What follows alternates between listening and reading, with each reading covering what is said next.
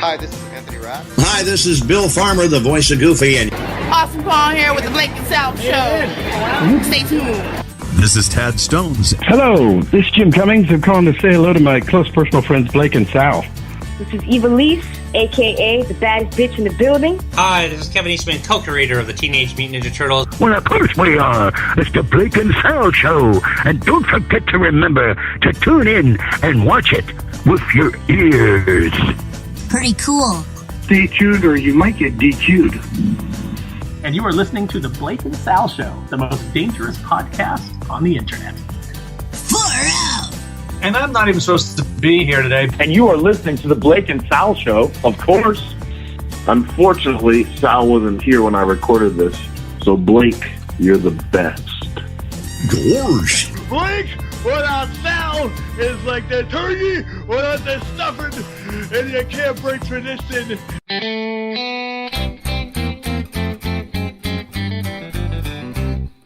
Hello out there, we're on the air, it's hockey night tonight. Tension grows, the whistle blows, and the puck goes down the ice. The goalie jumps, and the players bump, and the fans all go insane.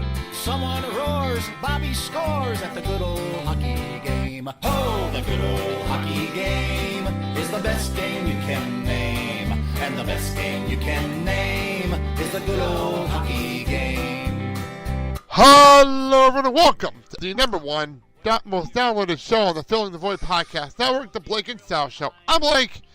Sal's off this week. Let me bring on my very, very, very special guest host. Sometimes I dream that he is me. You got to see that's how I dream to be. I dream I move, I move. I dream I groove, like Mike. If I could be like Mike. We have Mike on the line with me. Mike, how you doing? I'm good, Blake. I think you had one too many specials there. Just one too many? So, Mike, how you doing today? I'm good. How about you, Blake? Not too bad. I was telling you off air, I'm trying to get a whole bunch of stuff done for the end of the year early so that I'm not scrambling like I've been in years past. So I've had a very busy morning. So what we're going to do today, like I said, Sal's off today just because he had other scheduling conflicts, so he was supposed to be here. Conflicts happen, work happens. This is going to happen a lot in the month of December, people, so get used to it. That's life. Well, that's called December usually on this show, and Sal goes into retail hell in the month of December. So anyway, I'm going to hit the sports intro here. Okay, behind the scenes here, my soundboard is working fine, but now my mixer is being a pain in the ass. So if things sound weird, I'll fix it in post. All right, so let's hit the sports intro, and I'll explain to everybody what we're up to today. You believe in miracles? Yes! Unbelievable! The championship to New Jersey. The Devils win the Stanley Cup. There once was a referee born in Rockford. He refed such a terrible game. This is your time. Now go out there and take it. We have the heart of a champion. You cannot measure it. You can only feel it. And when everyone says it can't be done, ducks fly again. I see pride. I see power. I see a badass mother who don't take no crap of nobody. Cold. Very cold. The only tough part when it's cold is loading up the bus. Pain heals. Chicks dig scars. Glory lasts forever.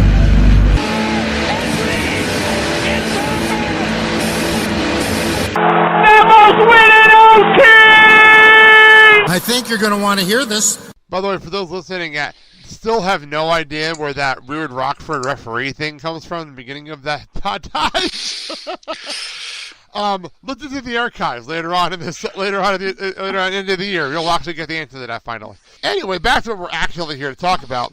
The Hockey Hall of Fame is going on this weekend And this is going to be a fun one the weekend it airs.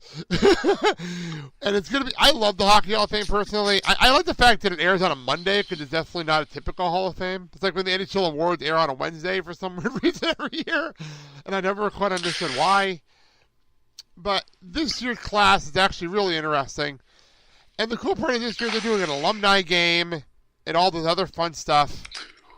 So we have a lot to discuss. So I think what we'll do is we'll actually go through the actual class first before I look at the alumni game because that kind of spoils the alumni stuff. That makes the most sense. It's So- about them anyway. Exactly. And the alumni is fun. Now, I have to admit, the alumni game is a lot of fun because it's Team Messier versus Team Curry. But we'll get to that. We'll definitely get to that because that'll fill up some time. But first things first, we have the Hockey Hall of Fame class of 2017. And Sal, where do you rank? I'm Sal. Jeez, I'm sorry, Mike. Where do you rank on the? You can tell I don't really host the show. But where do you rank on the importance of the Hockey Hall of Fame? Because I always think this is one of the most important ones of the year. I mean, it is always super important. It's our Hall of Fame. It's hockey's Hall of Fame. It's, you know, even when baseball and football's Hall of Fame comes out, you always kind of pay attention anyway. I don't even watch a lot of baseball, but I kind of always pay attention. And so, considering it's a sport, I'm like a diehard at. True. And as I get older, it's starting to be players that I recognize. It's starting to be players that I've seen. Good thing. It's starting to be Yeah, players like that I've I've seen watched in person. the 4 NHL players that got in, I've watched all of them, like, for a while. It wasn't just like I started watching hockey and they were already retiring. No, I watched a good portion of most of their careers. One of them also, one of these guys also was in a movie we loved. That's the funny part about that, one of them on here. Well, we'll get to all that. First things first, we'll start with, we're on the Hockey Hall of Fame website. We're going to go in order of what they have down. I've also brought up the Wikipedia pages, so because I know that a lot of these players are on different teams, so I like to actually have that list in front of me so we can actually reference it. We will start with Dave Anderchuk. There's a name I have not said in a long, long time. He played in the NHL with the Buffalo Sabre, Toronto Maple Leafs. I saw him as a New Jersey Devil, Boston Bruin, Colorado Avalanche, and the Tampa Bay Lightning, where he did finally win a Stanley Cup. He is listed as the second highest scoring left winger in history. So, Mike, go ahead. Your thoughts. Well, I mean, he certainly played long enough. This is one of the players where I didn't see most of his career because you started back in the 80s. He just played forever. It was one of those guys, probably got in for the sheer fact that he was in the NHL for about 24 seasons, 23 seasons. Yeah, something like that. So, 82 to 2006. He started, according to this, he was drafted by Buffalo Sabres the year I was born. That's hysterical. So your Jagr started, right? I think he actually started after Jagr. No. No, not quite. But... Still funny. I'm sure we'll have one on here that might have. Well, we have the builders category. Well, no, I'm actually looking at the Wikipedia. He does have his stats up. By the way, for some reason, I have my phone in front of me because I have my phone for the introduction, and my Siri keeps attacking. Like, what can I help you with? I'm not talking to you, Siri. Stop acting on my phone. Anyway, so I looked at my notes here, and according to this, he actually is a 600 goal scorer. Yeah. 640, 698 assists. So there you go. If I remember correctly, I think he had his 500th goal when he was with the Devils. He did. I remember it was such a big deal. I do remember that. It was such a big deal because they made a big deal out of it on Devil broadcast. I listened to the radio call at that time, and they made such a big deal out of it on Devil broadcast. Like, it was the drive to 500 for like 2 weeks because he just couldn't get that 500th goal. He could not get it. He couldn't get it, and then it was amazing when it happened. Yeah, well, you don't get a lot of Devils players hitting the 500 goal plateau. It's just not. I mean, not that it's done every day anyway. That's why it's like 3,000 hits in baseball. Exactly. Generally, you hit 500 goals, you're probably getting it. Yeah, you're a Hall of Famer at the end of the day. You really Yeah. So much deserved. By the way, I also have down he was Team Canada for the World Juniors and the World Cup. So there you go. Back in the 80s, he won bronze in both years. So there you go. But still, well, he had a hell of a career anyway. I mean, that goes back just a long one. That goes back to the days of the Russian these games are in Moscow. So that's how far back we're going. This is the days of the Russian Federation and the Soviet Union. So keep that in mind when I'm talking about the 80s in hockey. It's a completely different time. It's probably why they got bronze. Yeah, exactly. Probably the USSR got number one in Czechoslovakia, if I remember right, from the 80 Olympics for the second best team in the world. I remember that from the 80 Olympics. So I watch Miracle a lot, just to reference that. Just to clarify that to people, I've seen Miracle a lot. Let's say, didn't we play Sweden in the final in the gold game that year? Finland. Oh, Finland. Okay. I have a thing up on my wall. I have a thing on my wall that actually has a poster of it that I got a long time ago. So that's why I know. So anyway, we move on. You can have the next one. Our women nomination for this, our women inductee for this year. All right, the women inductee for this year is Danielle Goyette. Yes. I don't really know a whole lot about her. I'm looking it up right here. She is from the Canadian national team. And actually, it looks like she was... Oh, my God. Wow. Sorry, there's a lot of gold here. There's a lot of gold.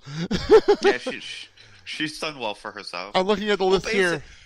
In women's hockey, it's basically either USA or Canada, though. I don't know if the other countries have really caught up too much. Well, the bronze is usually somebody else, because you were saying Canada usually have the gold and silver. So it's your 98 knockout games, silver, and then the gold in 2002, 2006. And then, wow. That's not even the big medal, deal. 1 silver. The big deal was in the IWGF World Women's Championships, the one that nobody ever paid attention to, but it's always going on all the time. This is ridiculous. 1, 2, 3, 4, 5, 6, 7, 8 gold medals at the World Championships from 92 on. That's crazy. On her induction page, it also said she's the 4th leading scorer in the tournament's history. She That's got insane. 68 points. That's fantastic. That's absolutely fantastic. In 40 games, it looks like. That's not bad. That's a little ridiculous, actually, when you word it that way. It's a little ridiculous. But still, I always like it when the women get inducted, because that's a big deal. I think it's a really cool deal. It is. They deserve it. They absolutely deserve it. Especially those USA and Canada teams back in the late 90s, early 2000s. They kind of put women's hockey on the map. We probably wouldn't have a NWHL if we didn't have, what we had now. I look at it from that perspective.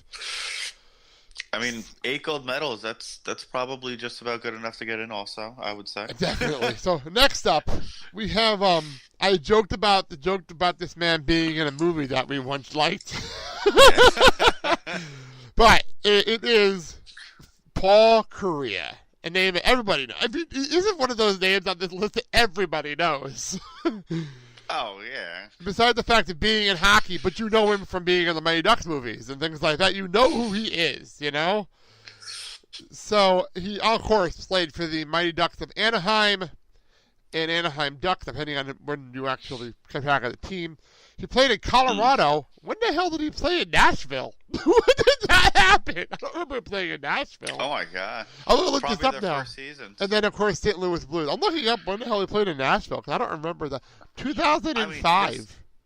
I don't remember this. I mean, he had more than a point per game that season. So, wow. He was productive there. That's crazy. I guess I really didn't get into Nashville, obviously, until I moved here with the Admirals. So this is obviously before this is right before I moved here. So that's probably why I didn't. I think that was the lockout year, actually. That's right after the lockout. Oh, the 04-05 one. Yeah, this is right after the 05. Because it's 2005. This is right after the lockout. So that does make sense. This is the one player on the list that